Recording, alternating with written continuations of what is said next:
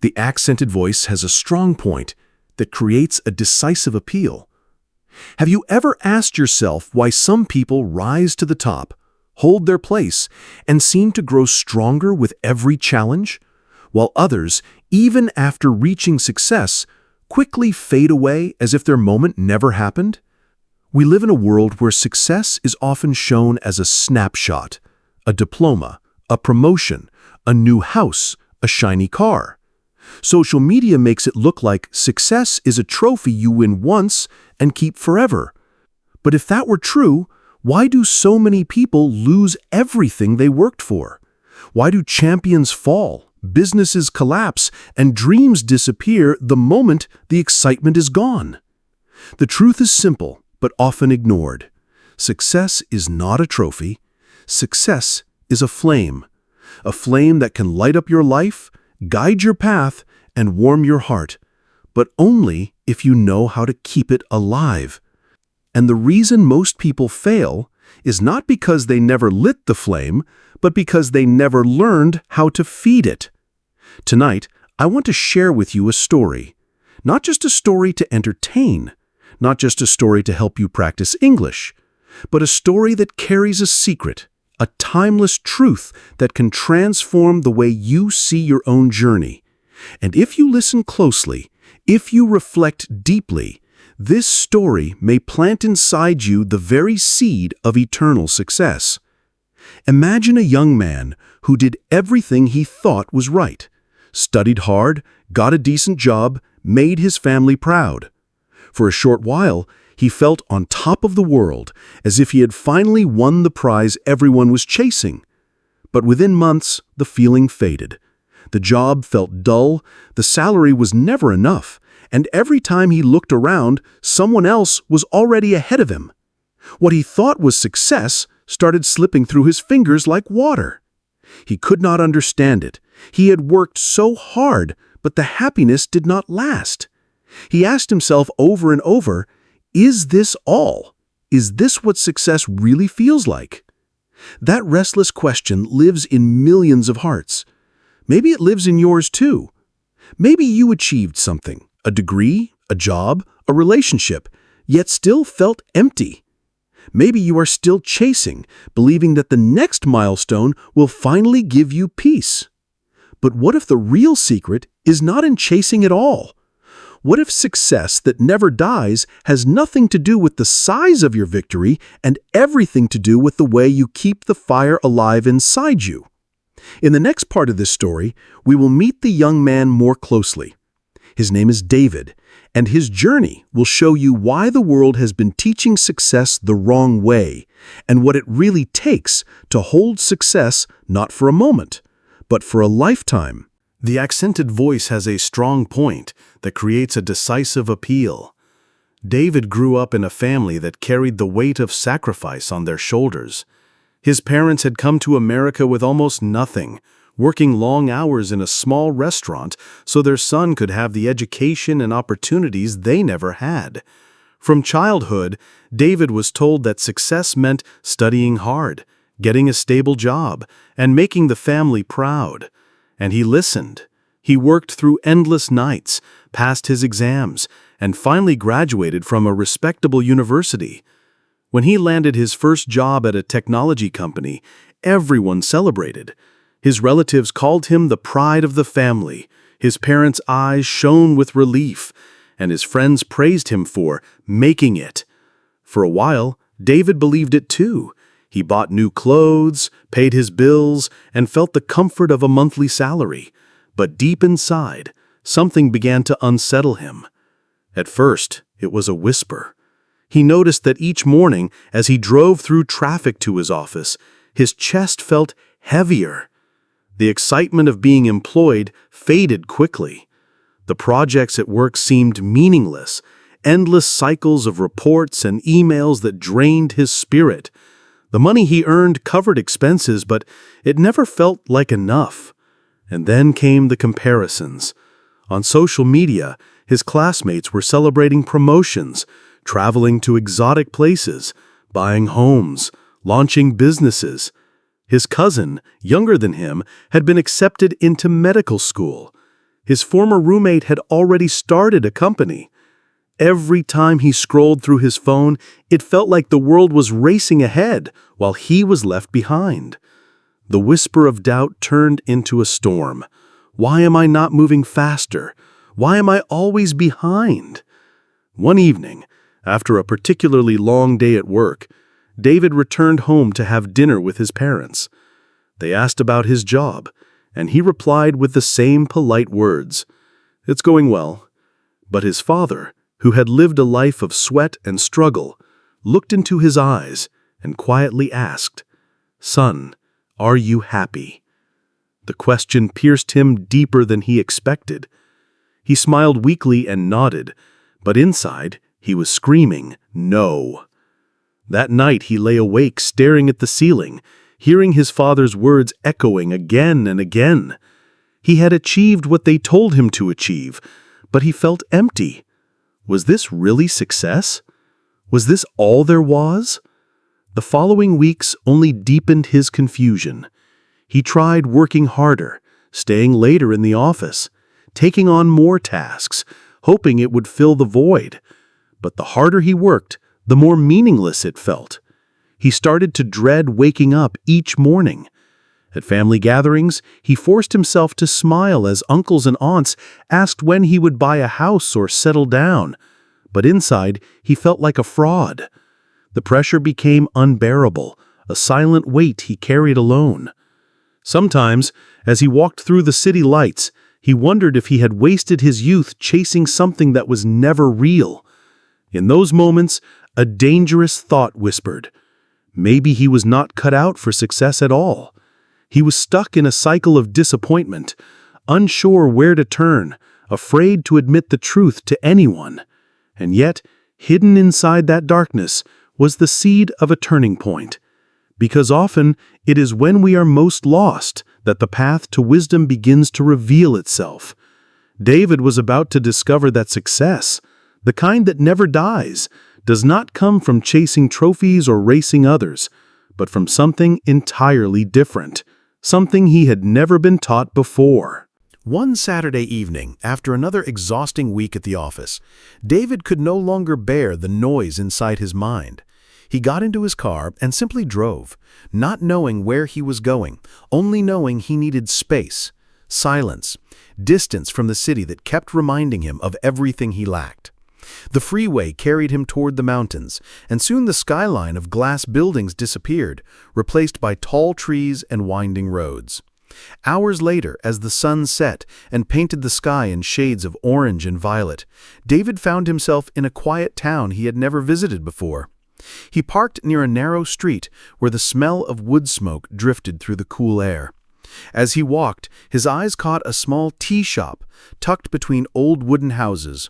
Its windows glowed warmly, and something about it invited him in. Inside, the shop was dimly lit with lanterns. The shelves were filled with teapots, jars of leaves, and hand-carved cups.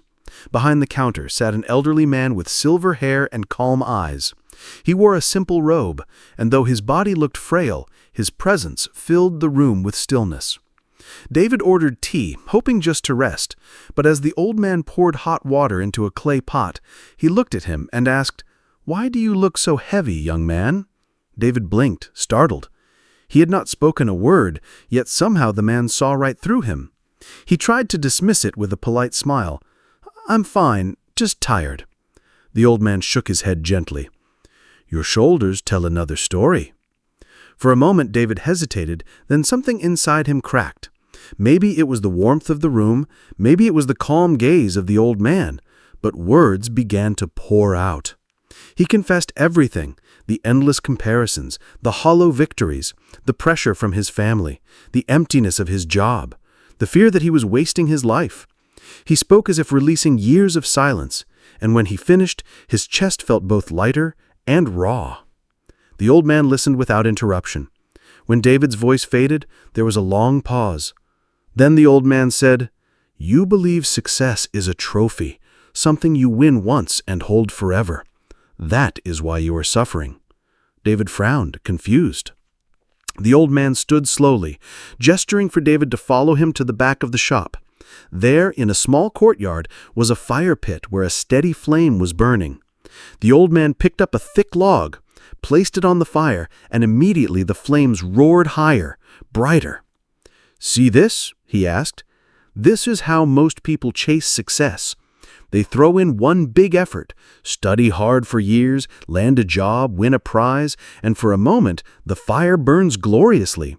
But soon the log is consumed, and when it is gone, the flame weakens. If they do nothing, it dies."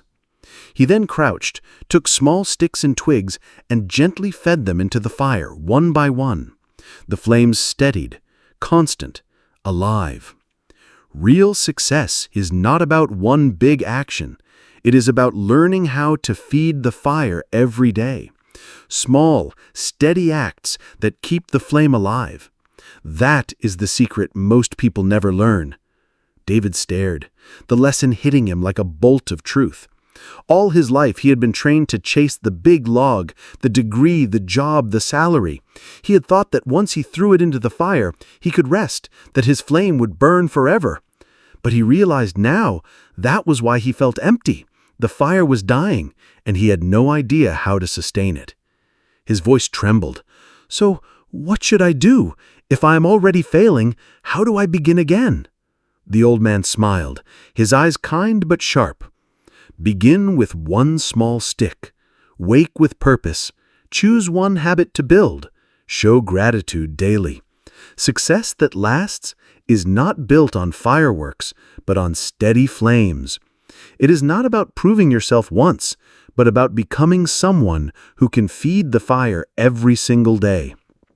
David's chest tightened, a mix of relief and fear. "But what if I fail? What if I cannot keep the fire alive?" The old man placed a hand on his shoulder. "Then you learn and you start again. Fire forgives those who tend to it sincerely. Remember this, no fire dies as long as someone keeps feeding it, and no life fails as long as someone keeps growing." The words sank deep into David's heart. For the first time, he saw his life differently. He was not behind. He was not broken. He was simply a man who had thrown in one log and forgotten the sticks. He understood now that true success was not about racing others, but about sustaining his own flame. They sat in silence as the fire crackled, its glow painting their faces. David sipped the tea the old man had poured earlier, its warmth spreading through him like the flame itself. That night, when he left the shop, the city lights in the distance no longer mocked him. The flame in the courtyard still burned in his mind, reminding him that success was not gone. It was waiting to be fed. The accented voice has a strong point that creates a decisive appeal.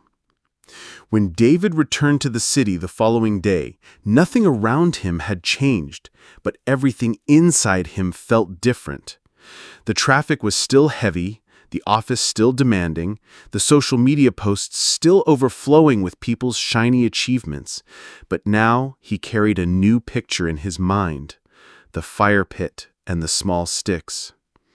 He realized he had been chasing explosions of glory, hoping that one big event would keep him fulfilled forever, and when it didn't, he felt lost.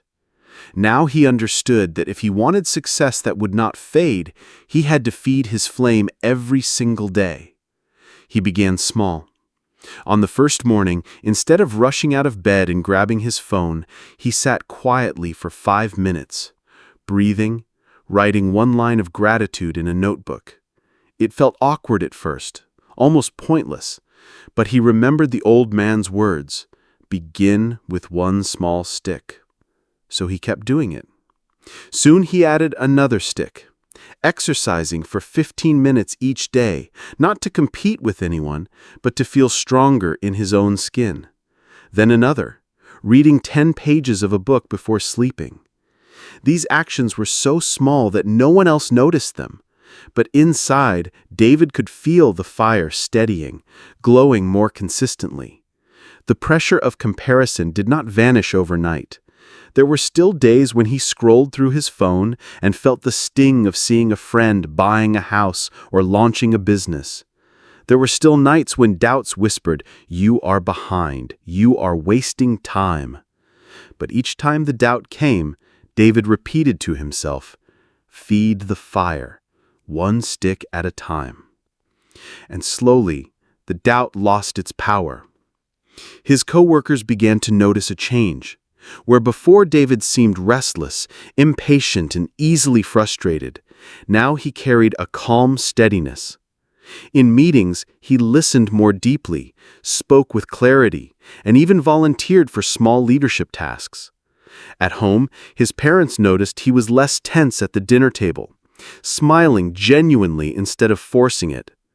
He still hadn't bought a house, he wasn't earning millions, and he wasn't suddenly famous, but something more important had shifted. His life was no longer fragile. Then came the true test.